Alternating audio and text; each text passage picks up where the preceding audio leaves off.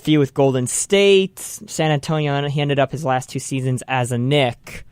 Also on this team, Shandon Anderson, Charlie Ward, he was the backup for Mark Jackson, and Clarence Weatherspoon and Othella Harrington. Othella Harrington, what a waste. Do you remember any of those players? Yeah, I remember Charlie Ward. Of course.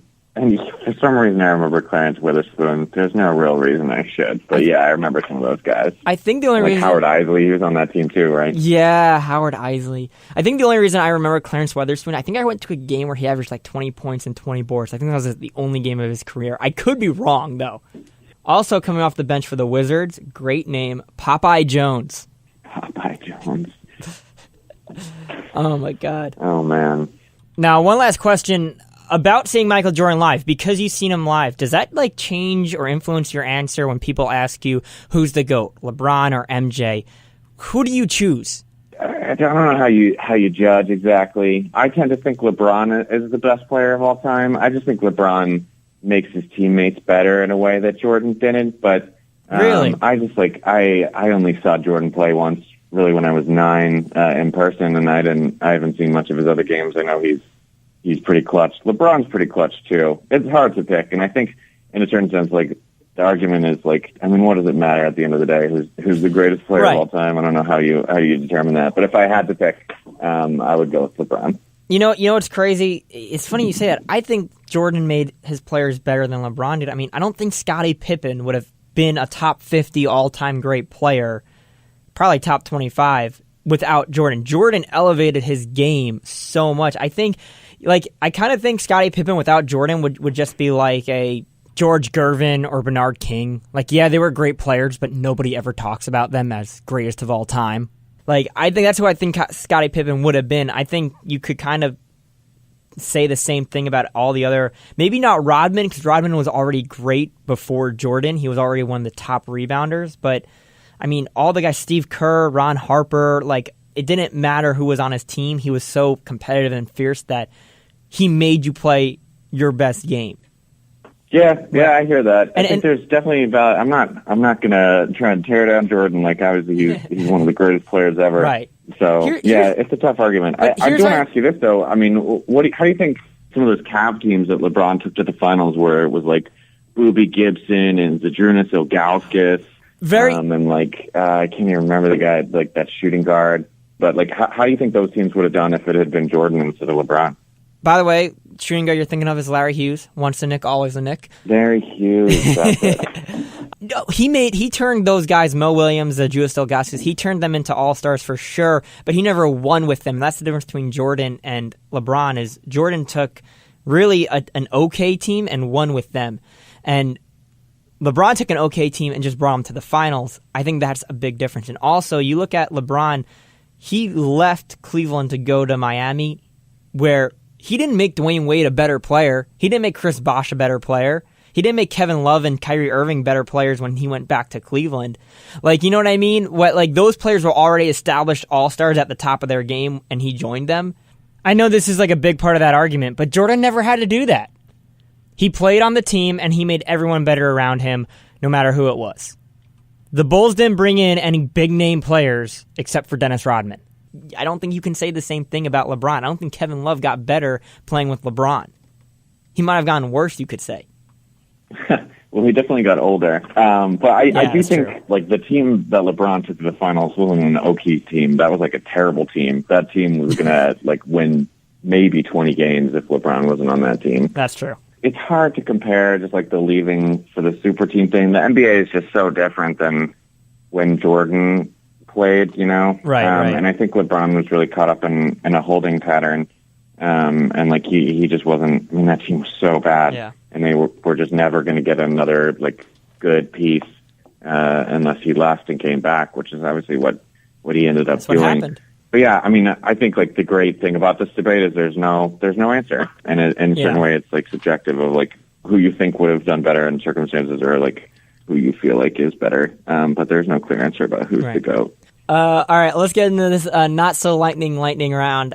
Quick questions, quick answers. We'll get into it. Who's your favorite? I'm gonna say Knick member of all time. You can pick player, coach, GM, owner. LOL, owner.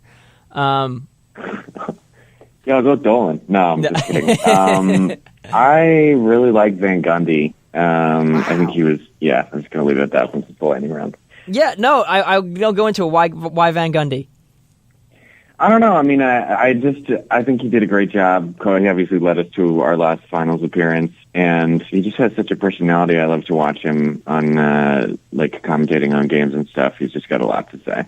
He's by far my favorite Knicks coach. I think as a kid, I idolized him.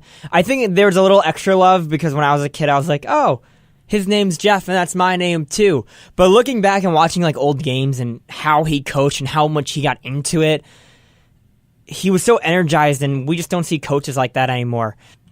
I want to get a framed picture of Jeff Van Gundy holding onto Alonzo Mourning's leg and just hang that somewhere in my place. But I think Fizz is going to get into it, man. Yeah, I think he will too. He's going to be a fun coach. I'm on the Fitz train for sure. He just says all the right things, and he seems like the guy everybody wants to play for too. You know, he just seems like a cool dude. What else can you do when you're? I don't know how tall Jeff Van Gundy is, but not that tall, right? No, he's not. I guess he's 5'9". Not doing much against Alonzo Mourning. All right, so who's your least favorite Knick member? Least favorite Knick member? Oh, man. I'll go with Steph Marbury, just because he had us in that limbo for so long. Yeah. Where we were just he was such a selfish player, and we were just so terrible when he was on the team. All he did was shoot and hold the ball. I mean, I remember when we got him, there was so much buzz, so much excitement that we got him. It was like, he's going to be the next big thing. He's going to lead us to the finals. Like, that was going to be the thing.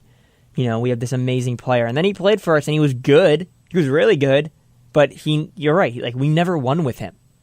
Our backcourt was him and Jamal Crawford. Those two never passed the ball. All they did was shoot. That's it. Oh, man. And I'm thinking of another guy right now, which is Bargnani. These are all flooding back to me, all the memories I suppressed, man. But yeah, I always just think of there's this video that's on YouTube of Bargnani trying to dunk, set to I Believe I Can Fly, where he falls 6 feet short of the rim onto the court. And I feel like that sums up his whole tenure with the Knicks. Yeah. We've kind of discussed this a little bit, but I love this. There was a Knicks campaign, I forget what year it was, and their campaign was once a Knick, always a Knick. Give me your favorite once a Knick, always a Knick.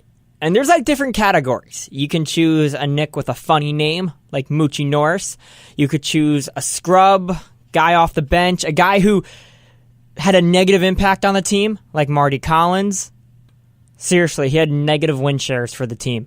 You could choose players who used to be all-stars, but then they went to the Knicks at the end of their career for no reason. Our management was oh, Steve Francis, he was an all-star 5 years ago. Sure, let's give him a starting spot on the team. You could choose players that were on the Knicks, but they didn't flourish until they left the Knicks, like Trevor Ariza or even Marcus Camby. You could choose 11th or 12th man players or bench players on really good teams like Charlie Ward or Kurt Thomas, Chris Copeland, Steve Novak. You could really just any player who wasn't an all-star or a perennial Knick. You can't choose any of the names hanging in the rafters. You also can't choose Carmelo Anthony or Bernard King. I'll give a pass for guys like David Lee. Yeah, he made the All-Star team, but he's not going to be in the Knicks Hall of Fame. You know what I mean? So you got a lot to choose from. Who is your favorite once a Knick, always a Knick player? I'm going to go with Jason Kidd, man. Yeah. I know he was only with us for one season, but I felt like he added just a ton to that team, and then he left, and obviously we collapsed the next year. And I don't think there's it's a direct connection to him, but I think he added a lot to that team. And he was just he just played so hard, and that's his whole thing. But he was playing so hard on the court, and you could just see how much of an impact he made on that team. So even though he had a short tenure with us, I think I'm going to go with him as my once a Knick, always a Knick. It kind of baffles me he's not a better coach, because he was a huge part of why we were so successful. And I don't think it was just him. I think our team was we had our main rotation guys, and then we filled out the rest of our team with these veterans who were practically coaches, like Marcus Camby and Kurt Thomas. I think we might have had Rasheed Wallace on that team. I think we did. Yeah, ball don't lie. I mean, he was just an energy guy. Like, he was a veteran, he was a coach, but he was an energy guy off the bench for us. We needed that. That team, I know it was only a shortened season, but we had like the perfect combo of guys who just played really well together. What's your favorite all-time Knick team? Your favorite all-time Knicks team? I think that 99 team was fun. I just have such fond memories wearing like my Sprewell jersey and going to the games. I thought he was explosive and fun to watch. I really liked Houston. I thought that team was really fun, and that's the last time we got to the final. So I'm going to go with the 99 team. Awesome, dude. Thank you so much for coming on. Thomas Fitchell, you have a Instagram, Facebook, Twitter, any of that public you want to share? Do you want to give that? Yeah, I'm on Twitter at TWFishel. Fishel is FISCHL. Dude, thank you so much for coming on and being my very first guest. Yeah, no problem, man. Anytime.